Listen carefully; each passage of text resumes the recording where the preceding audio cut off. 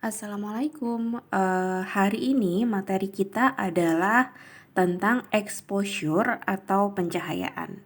Bedanya exposure dan lighting itu adalah kalau exposure itu pencahayaan di dalam bodi kamera, sedangkan lighting itu pencahayaan di luar bodi kamera. Jadi kalau exposure kita lagi ngomongin triple aspect fotografi.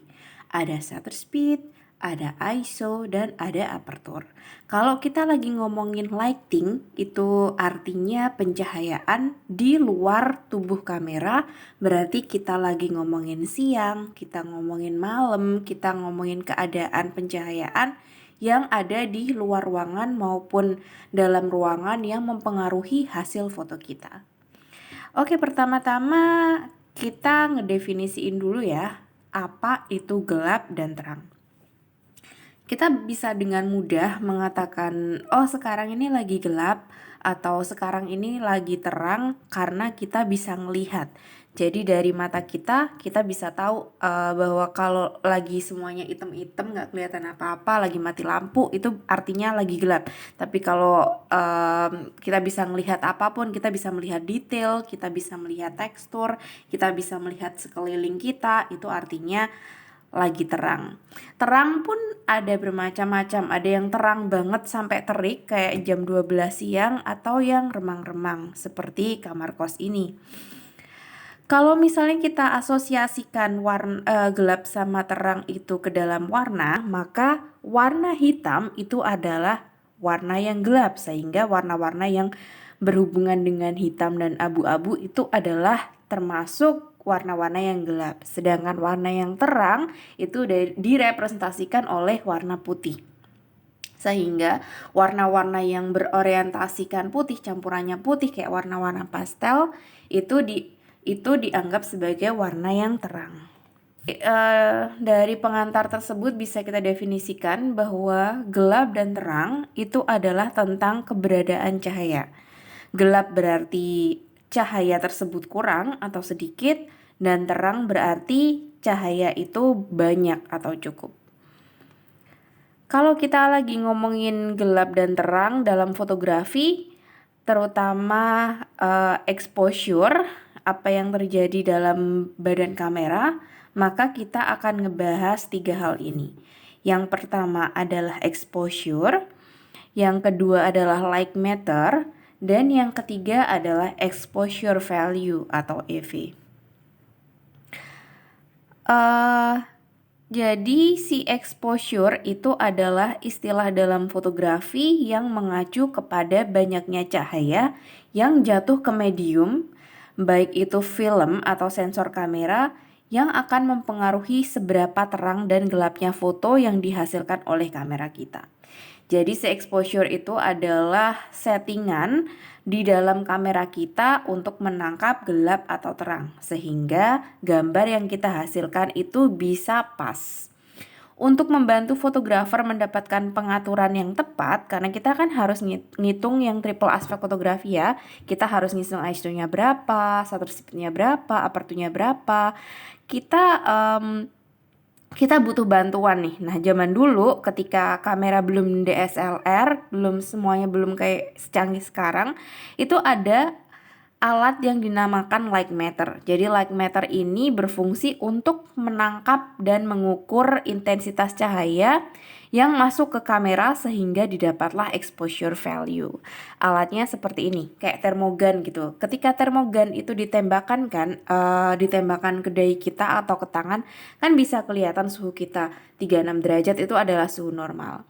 Nah, si light meter ini juga ditembakkan ke ruangan. Dia dibawa ke ruangan aja, ke ruangan manapun tempat kita mau ngefoto, dan dia akan menunjukkan EV atau exposure value di dalam ruangan itu tuh angkanya berapa.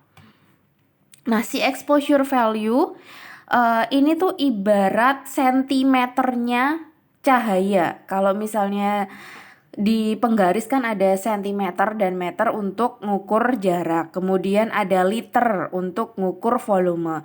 Nah, untuk mengukur cahaya kita itu pakai EV. Berapa EV gitu? 1 EV, 2 EV gitu. Namanya exposure value. Apa sih si exposure value ini?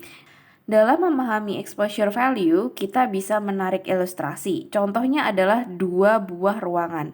Yang pertama adalah sebuah ruangan perpustakaan yang dilengkapi lampu neon yang sangat banyak sehingga kita bisa membaca dengan nyaman. Tapi di perpustakaan tersebut dinding-dindingnya tertutup, jadi tidak ada cahaya matahari yang masuk. Kemudian ruangan kedua itu adalah sebuah ruang kamar yang ada jendelanya sehingga matahari bisa masuk, sinar matahari bisa masuk dan kita bisa melihat sekeliling. Kalau kita ngelihat dari mata manusia, itu kita pasti menyimpulkan bahwa cahaya di perpus itu lebih terang daripada cahaya di kamar karena kita bisa membaca dengan jelas di perpus tersebut, sedangkan di kamar karena ada cahaya matahari dan ada bayangan yang kontras, kita susah membaca di kamar. Sehingga saya berasumsi bahwa EV di perpus tadi lebih tinggi daripada EV di kamar. Apakah asumsi tersebut adalah benar? Jawabannya adalah salah. EV atau exposure value di perpus dengan lampu neon itu lebih rendah daripada EV di dalam kamar dengan cahaya matahari. Kenapa? Karena mata kita itu sudah auto ya. Kita nggak ngesetting lagi. Jadi shutter speed, ibaratnya tuh shutter speed, aperture, kemudian ISO dalam mata kita itu udah adjust, udah auto. Jadi ketika kita ngelihat di lampu neon itu pupil kita akan membesar sehingga banyak cahaya yang bisa masuk. Sedangkan kalau kita ngelihat di tempat yang ada sinar mataharinya, pupil kita itu mengecil sehingga ruangan sekeliling terasa gelap. EV itu yang paling tinggi berasal dari cahaya matahari. Dia tuh paling intens dan paling tinggi, nggak ada yang lebih tinggi. Jadi nilai EV si perpus tadi lebih rendah daripada EV ruangan kamar kita yang punya jendela, sehingga settingannya pun berbeda. Apa itu exposure value? EV atau exposure value adalah besaran jumlah pencahayaan yang ditangkap oleh light matter. Dengan memahami exposure value, kita bisa lebih paham kenapa saat memotret di dalam ruangan atau di tempat yang gelap itu settingannya jauh-jauh berbeda daripada ketika kita ngefoto di luar dengan cahaya yang terik. Nah, di sini ada angka-angka ya, seperti sentimeter, seperti liter. Jadi ada angka minus dan angka plus. Di sini saya narik angka min 6 sampai 16, bukan berarti ini mentok di sini, tapi karena emang nggak cukup aja. Jadi ini adalah kondisi F number atau kondisi jumlah EV di dalam pencahayaan natural. Karena saya pakai bulan bintang kan di sini ikonnya. Jadi contohnya ketika kita lagi malam-malam banget, kita lagi camping di Bromo, jauh dari kota, nggak ada listrik, kita ada di tengah savana dan hanya ada cahaya dari bintang dan bulan, itu EV-nya bisa 6, minus 6. Lalu ketika semakin subuh itu kan ada cahaya di ufuk timur. Semakin subuh, semakin terang, itu kita mendekati nilai EV 0. Kemudian semakin terik itu mendekati ke angka yang sebelah kanan ya, mulai dari 1, 2, 3, dan puncaknya yang jam 2 siang itu EV-nya bisa 16. Jadi itu adalah seberapa banyak cahaya di situ pada saat ada matahari. Lalu kita ada rumus F number, yaitu gimana kita ngitung settingan kamera kita kalau ada EV1 atau EV2, itu kita ngesettingnya seperti apa sih. Jadi EV itu bisa dinilai dari rumus ini, dimana nggak perlu kalian hafalin karena kamera kita itu udah auto. Jadi algoritma ini sudah secara otomatis tertanam di kamera kita.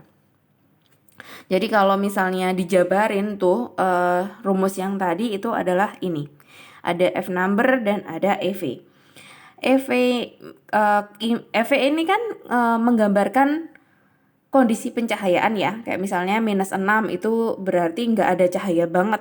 0 itu di subuh-subuh, kemudian 16 di terik, matahari yang terik. Kemudian semakin ke kanan itu adalah bukaan atau diafragma dari kamera kita. Diafragma itu ada 1, 1,4, 2, 2,8, 4, 5,6, 8 dan seterusnya. Itu adalah bukaan si diafragma. Kemudian dengan bukaan yang seperti itu dengan ISO 100 ini shutter speed atau SS yang diperlukan adalah semua angka yang tertera dalam tabel ini. Ini baru ISO 100 ya, belum ISO 200, 400, 800, dan seterusnya. Jadi intinya algoritma ini sudah ditanamkan di kamera kita sehingga berapapun nilai EV-nya, kamera kita akan menyesuaikan satu-satu sehingga exposure yang kita dapat itu bisa pas. Tapi sebelum kita pakai mode auto, kita harus memahami dulu mode manual di kamera kita. Jadi nanti kita akan coba-coba sebisanya melakukan settingan dengan manual untuk dapat exposure yang pas. Cara ngebaca tabel tadi itu contohnya adalah seperti ini. Misalnya di hari yang cerah dengan nilai EV itu 15 atau 16. Maka dengan ISO 100 F yang dibutuhkan adalah 16 dan shutter speed 1/125, atau supaya mudah diingat kita sering pakai kombinasi Sunny 16 atau 1/100 detik. Sedangkan di dalam ruangan seperti ruangan kantor yang terang kayak perpustakaan tadi, nilai EV itu berkurang jadi 8 aja karena nggak terik-terik banget. Sehingga dengan kombinasi ISO 100, F yang diperlukan itu 2,8 dan shutter speed 1/30 detik. Dan seterusnya. Intinya ini adalah rumus yang benar. Kalau kita lagi ngomongin fotografi yang benar dan salah, exposure yang benar dan salah dan gak ngawur, itu kita sangat-sangat harus hafal di luar kepala apa isi tabel yang tadi atau bagaimana rumusnya. Cuman kita kan males banget ya ngitung apalagi ngapalin. Jadi kita nanti pakai standar mata manusia aja buat tahu kita harus pakai ISO berapa dan segala macam untuk ngukur si exposure.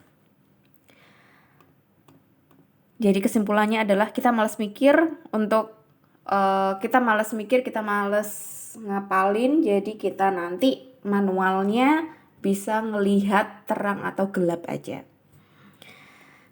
Buat tahu kita ngefotonya terlalu gelap atau terlalu terang, kita perlu mengetahui tentang kondisi-kondisi exposure. Nah, di sini saya membeberkan exposure tidak normal. Ada 2, yaitu underexposure, exposure yang terlalu gelap, dan overexposure.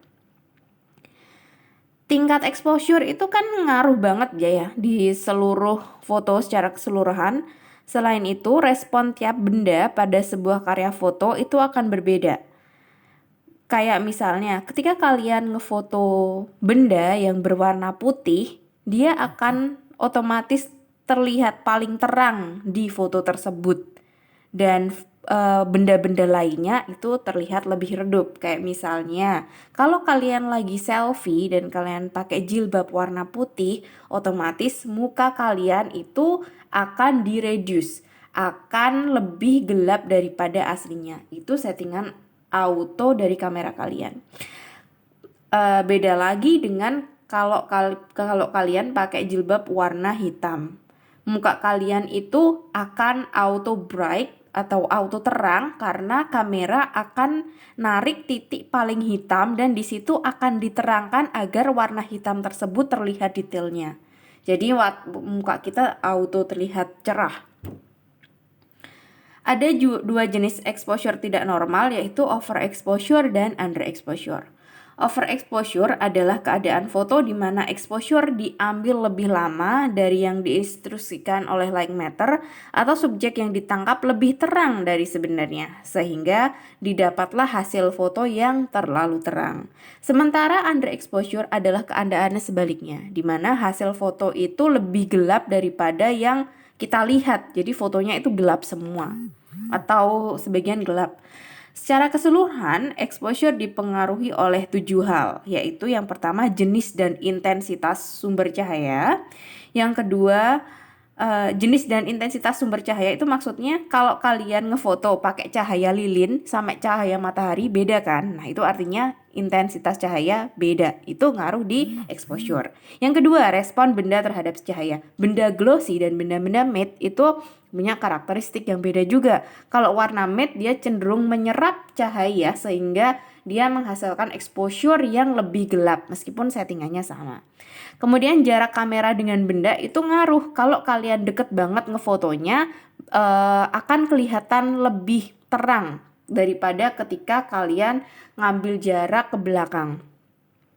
Kemudian shutter speed, diafragma dan ISO ini adalah triple aspek fotografi yang bisa kita utak-atik di kamera kita. Jadi meskipun foto aslinya, gambar aslinya, benda aslinya itu gelap, bisa kita terangkan di kamera atau bisa kita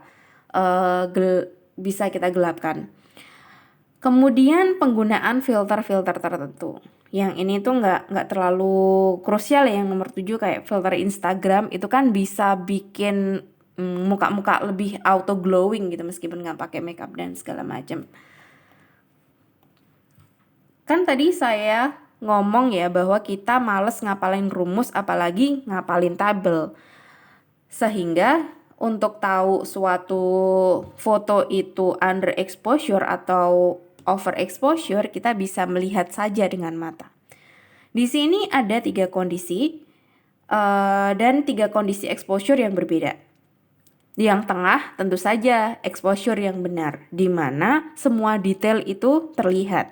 Kita semua setuju bahwa dengan ngelihat aja kita udah tahu bahwa ini foto exposure-nya pas. Berbeda dengan foto yang sebelah kanan.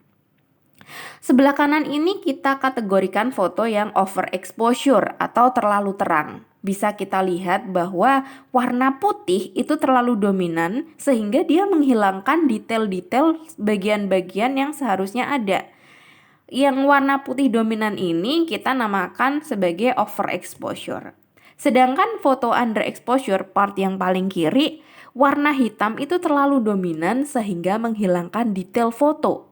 Jadi foto yang harusnya kelihatan detail-detailnya itu terlihat gelap dan tidak terlihat. Itu namanya underexposure. Jadi meskipun kita tidak pakai light matter dan kita tidak menghafalkan rumus yang tadi, kita bisa tetap tahu bahwa ini foto adalah foto yang pas dengan kita melihatnya. Jadi kalau misalnya skin kita ngefoto manusia, kita bisa tahu overexposure atau tidak dengan melihat skinnya. Apakah kulitnya terlalu gelap daripada aslinya ataukah terlalu terang.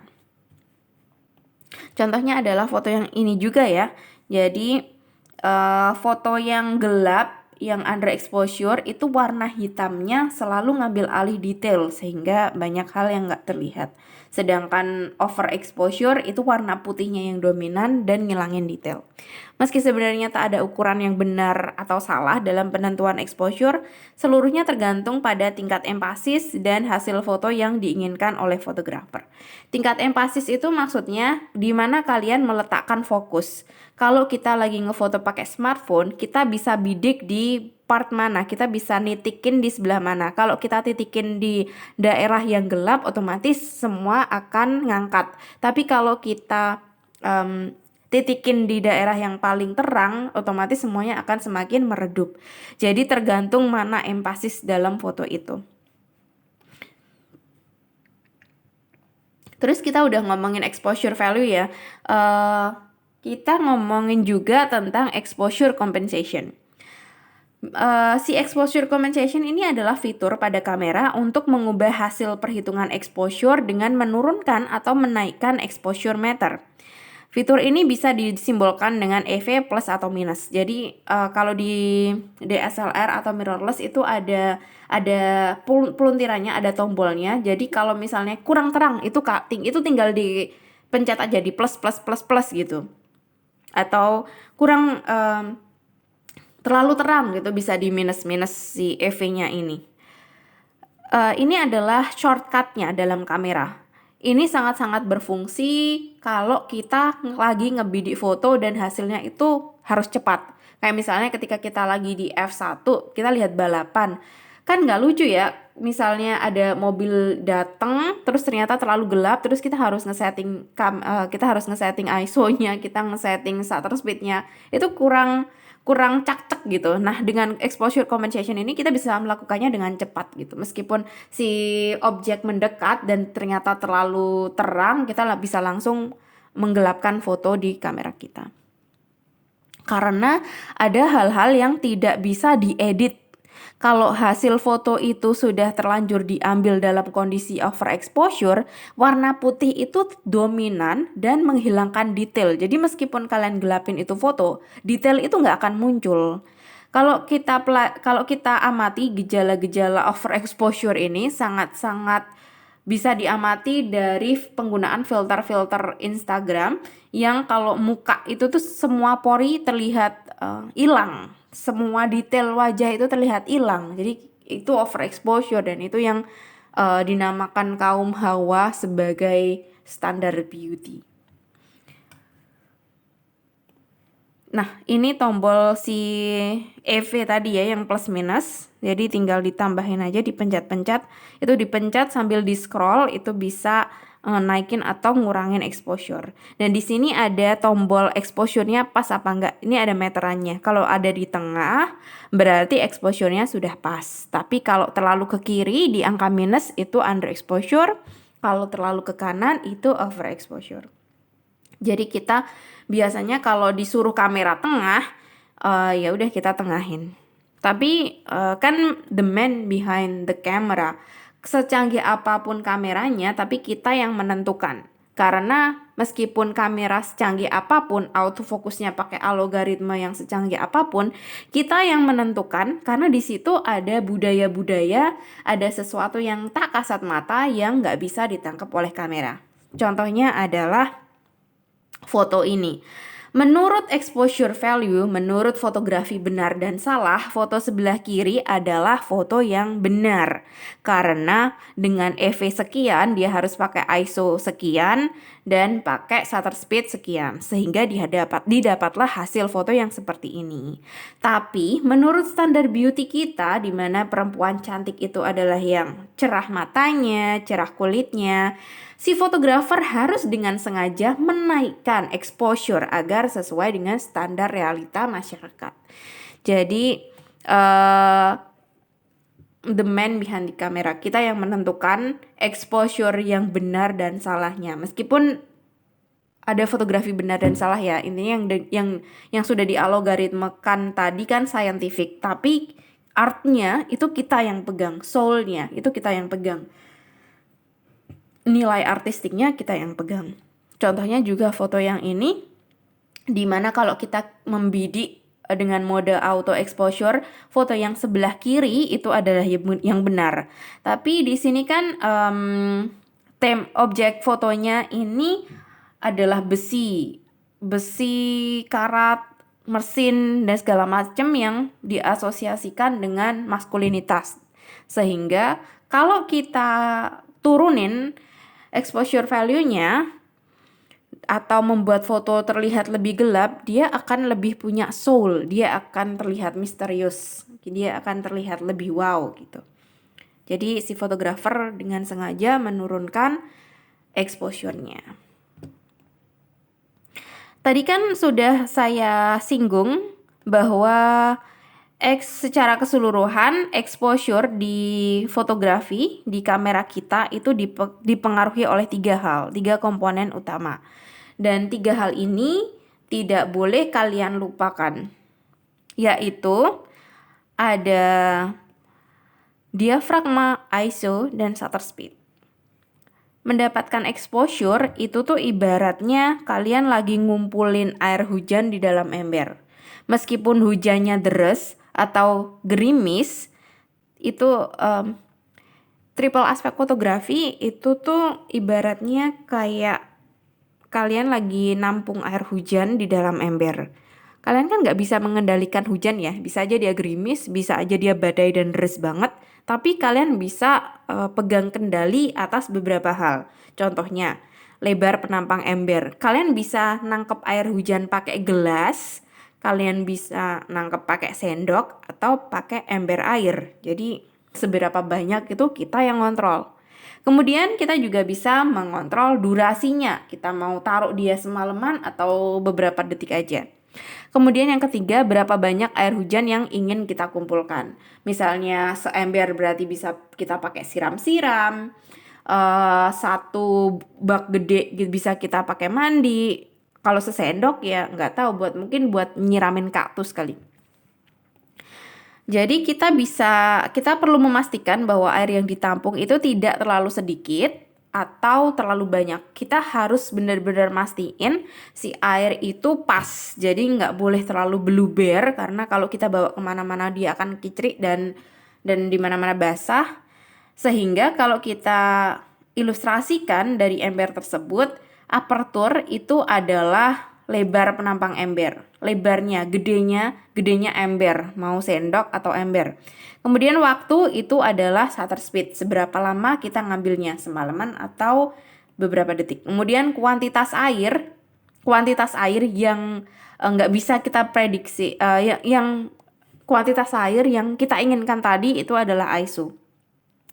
Dan yang tidak bisa kita kendalikan itu adalah curah hujan, sama seperti intensitas cahaya alami yang kita nggak bisa kendaliin. Kayak misalnya siang gitu, kamu mau siang dan bikin foto kalian terang banget, kalian kan nggak bisa bilang ke matahari redup sedikit dong gitu, nggak bisa. Jadi curah hujan itu nggak bisa kita kendaliin, tapi aperture, shutter speed, dan ISO itu bisa kita kendaliin. Jadi kita selalu akan bisa ngefoto dengan pencahayaan yang pas apapun kondisinya. Nah, hal yang mempengaruhi yang juru kuncennya fotografi itu ada triple aspek fotografi namanya. Ini ada diafragma atau f atau aperture, kemudian ada ISO, dan ada shutter speed. Diafragma atau f atau aperture ini berfungsi sebagai jendela atau bukaan pada lensa yang mengendalikan sedikit atau banyaknya cahaya yang melewati lensa. Jadi diafragma ini ibaratnya si ember tadi. Nah, kalian butuh gelas, kalian butuh ember, atau kalian butuh bak, itu si diafragma. Kemudian ISO. Kalau ISO itu merupakan pengaturan untuk menentukan tinggi rendahnya cahaya yang diinginkan pada hasil foto. Jadi kalau ember itu 1 sendok buat nyiramin kaktus, 1 ember buat cuci piring, dan ember yang gede itu untuk mandi. Kalau shutter speed itu fungsinya untuk mengatur seberapa lama cahaya masuk untuk menyinari atau mengenai sensor kamera kita. Kalau ember yang tadi artinya mau kita taruh seberapa lama, mau semalaman atau 3 detik aja. Si triple aspek fotografi ini disebut juga dengan exposure triangle, atau dalam bahasa kita diartikan sebagai segitiga exposure. Jadi mereka ini saling tarik-menarik sih. ISO, shutter speed, dan aperture. Kalau diibaratkan analogi gelas takar, itu kalau exposure-nya pas, itu gelas takarnya pas, artinya dia nggak meluber. Kalau overexposure itu ada yang tumpah, kalau underexposure itu artinya kurang cairannya. Dan tadi bisa kita lihat dari penjelasan yang sebelumnya ya, bahwa kondisi overexposure itu mostly warna putih itu ngilangin detail, dan underexposure itu warna gelap ngilangin detail. Berapapun perpaduannya, mau pakai ISO, diafragma, shutter speed yang seberapapun, yang penting gelasnya itu isinya harus pas. Jadi kalau kondisi gelap, kalian bisa naikin ISO-nya, tapi diafragma dan shutter speed itu yang ditekan. Kalau kita lagi ngefoto F1 Formula One, berarti speednya dibanyakin tapi ISO dan diafragmanya dikompensasi. Kita bahas satu persatu secara detail ya. Yang pertama adalah ISO atau nilai kepekaan film. Secara definisi, ISO adalah ukuran tingkat sensitivitas sensor kamera terhadap cahaya. Tapi ada plus minusnya. Contohnya adalah gambar ini. ISO 100 itu digunakan ketika kondisi pencahayaan di luar itu terang. Jadi kayak pagi hari, ketika ada matahari yang terbit yang terik, kemudian panas. Ketika ada matahari itu biasanya kita pakai ISO 100 atau 200, dan semakin sore itu pakai 400, 800.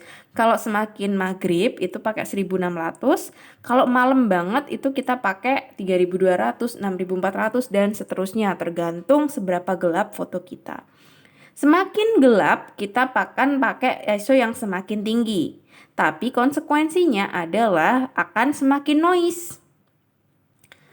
Karena dia sensitif banget kan, jadi apapun bentuk-bentuknya kayak cahaya yang kena di sensor itu akan ngaruh dan akan ada bintik-bintik noise.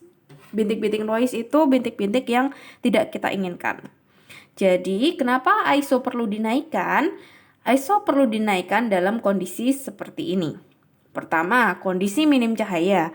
Kita udah menggunakan apertur dengan bukaan terbesar. Misalnya kalau lensa kita kit, kita pakai bukaan 4, tapi dengan shutter speed yang wajar, dengan shutter speed yang bisa di-held sama tangan, yaitu 1/60, foto kita masih terlalu gelap. Jadi kita harus menaikkan ISO-nya. Kita menaikkan ISO menjadi 800 aja. Jadi itu adalah ISO yang pas untuk dinaikkan. Kalau kita naiknya ke ketinggian, nanti fotonya akan noise dan itu tidak bagus. Kemudian kita ngebahas tentang apertur atau bukaan lensa. Ukuran seberapa besar atau kecil terbukanya diafragma. Si F ini semakin kecil berarti semakin kecil angkanya berarti bukaannya semakin besar. Semakin besar angkanya, bukaannya semakin kecil. Dan semakin kecil angkanya, let's say F1 atau F1,4, berarti foto yang kita hasilkan akan semakin bokeh. Kalau kita ngomongin bokeh atau enggak, berarti kita lagi ngomongin ruang tajam atau depth of field atau DOF. DOF ini, si apertur ini itu sangat ngaruh pada fokus mana yang akan kita bidik. Besar kecil bukaan lensa akan berpengaruh pada gambar yang didapatkan. Semakin besar bukaan lensa atau f-number-nya semakin kecil akan mempengaruhi dua hal ini. Yang pertama, foto yang dihasilkan akan semakin terang karena jumlah cahaya yang masuk akan semakin banyak, kayak ember tadi. Atau depth of field, DOF, si ruang tajam semakin sempit sehingga background foto yang dihasilkan lebih bokeh atau blur dari yang sebaliknya. Contohnya paling gampang emang kita belajar dari foto ya, satu foto ini. Jadi kalau kita pakai f22, F-nya kan angkanya gede ya, 22, berarti bukaannya tuh kecil. Di F ini angkanya kebalik ya, semakin gede angkanya, lubangnya semakin kecil. Semakin kecil angkanya, lubangnya semakin gede. Jadi F22 ini lubangnya semakin kecil, paling kecil. Jadi kalau pakai F22 akan ngaruh di depth of field, akan ngaruh di ruang tajamnya. Sehingga kalau kita lagi foto di pemandangan, background itu tuh akan kelihatan jelas banget. Antara muka kita, pori-pori kita, sampai gunung di seberang sana itu sama-sama jelasnya. Nggak ada yang di blur. Jadi semuanya terlihat sangat jelas. Ya, kalau kita pakai F yang kecil, bagian belakang itu akan terlihat bokeh banget atau blur banget. Jadi kalau F bukaan kecil ini, F1,4 atau F2 itu tidak bisa didapatkan semua lensa ya. Lensa kit atau lensa bawaan itu biasanya mentok di F4. Kalau lensa-lensa fix, lensa yang nggak bisa di zoom, yang kalau kita harus maju mundur itu bisa pakai f2,8, f2 atau f1,4. Kalau setahu saya itu semakin kecil f-nya, harga lensanya semakin mahal karena semakin bokeh. Fungsi f dengan bukaan kecil ini atau f yang bikin background bokeh itu fungsinya untuk mengisolasi objek. Jadi yang lain itu nggak penting, tapi objek utama itu yang paling penting. Jadi dibokehin backgroundnya. Untuk mendapatkan foto yang lebih bokeh, biasanya digunakan untuk pemotretan manusia atau portraiture. Gunakan aperture terbesar dengan f-number terkecil. Contohnya adalah f1,2 atau f2. Untuk mendapatkan ruang tajam yang luas, misalnya ketika kita ngefoto pemandangan atau landscape, kita menggunakan bukaan terkecil atau f dengan number terbesar, yaitu f22. Fungsinya depth of field bikin bokeh itu ketika kita ngefoto manusia atau produk atau objek-objek makro atau mikro. Contohnya seperti ini ya. Dari foto ini bisa kita lihat bahwa bokeh atau blur background itu bisa bikin objek utama semakin fokus. Jadi kalau belakang berisik banget, secara visual itu berisik, kita bokehin aja. Jadi bisa untuk mengisolasi atau menciptakan pemandangan yang kita inginkan aja. Bagian yang tidak diinginkan bisa disingkirkan, bisa di blur. Ada background, ada foreground, semuanya bisa di blur. Lalu objek yang di tengah ini kelihatan yang paling fokus. Ya, jadi kita bisa gunakan ruang tajam itu sesuai keperluan untuk ngefoto pemandangan, di mana ujung yang paling dekat sama kita sama ujung terjauh itu semua detailnya terlihat. Kita bisa pakai f22, f11, f10.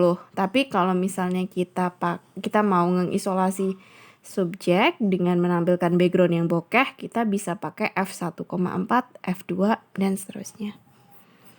Kemudian ada shutter speed. Yang dinamakan dengan shutter speed itu adalah ukuran kecepatan buka tutupnya jendela sensor kamera. Jadi seberapa lama kamera kita mau menangkap cahaya.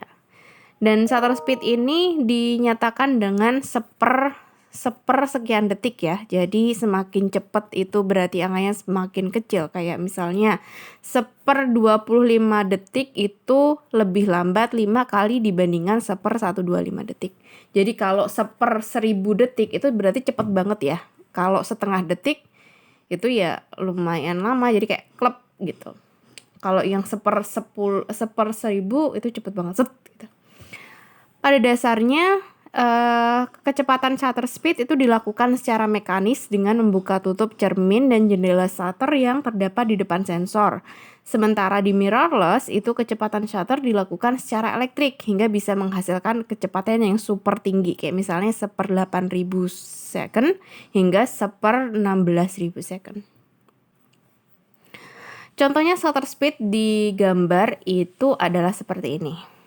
Ketika kita ngefoto objek yang sedang lari atau sedang bergerak dan kita nggak pakai tripod, kita pakai handheld, artinya kita memegang kamera dengan tangan, itu kecepatan shutter speed yang ideal itu 1/125 ke atas. Jadi 1/125, 1/250, 1/500 itu aman karena hasil fotonya itu akan freeze. Kalau misalnya kita pakai 1/60 ke bawah, itu hasil fotonya agak ngeblur. Kalau ke bawah lagi, itu akan ngeblur banget. Si shutter speed ini bisa kita gunakan untuk keperluan-keperluan tertentu. Kayak misalnya kecepatan shutter akan berpengaruh pada motion atau gerakan. Gambar ini itu pakai long exposure, yaitu menggunakan shutter speed lebih dari 6 detik. Jadi nggak sekian detik lagi, tapi 6 detik. Jadi foto 6 detik, 1, 2, 3, 4, 5, 6 itu baru close. Jadi selama 6 detik foto ini diambil sehingga gerakan atau motion itu terlihat seperti garis. Kalau long exposure diterapkan untuk sesuatu yang bergerak, hasilnya akan seperti ini. Jadi kayak smooth banget, kayak kapas. Contohnya juga seperti ini. Ini kalau pakai 1/80 airnya freeze, kita bisa melihat semua detailnya. Tapi kalau pakai setengah detik, airnya jadi seperti ini. Tapi long exposure itu wajib ya, pakai tripod atau kamera diletakkan di sesuatu yang stabil dan datar. Kalau long exposure digunakan untuk motion, itu selalu hasilnya itu smooth, selalu terlihat garis. Tapi kalau kita gunakan shutter speed yang tinggi, hasilnya akan freeze seperti ini. Beda ya, meskipun sama-sama gerakan air, yang long exposure tadi terlihat seperti kapas, tapi yang ini terlihat semua detailnya kelihatan. Bintik-bintiknya itu kelihatan, semuanya terlihat. Jadi ini adalah cheat sheet-nya. Kalau dijelasin itu yang pertama aperture, depth of field tengah atau rata-rata atau nggak fokus nanggung itu yang f5,6 sampai f11. Jadi itu nanggung. Yang belakang itu nggak terlalu bokeh.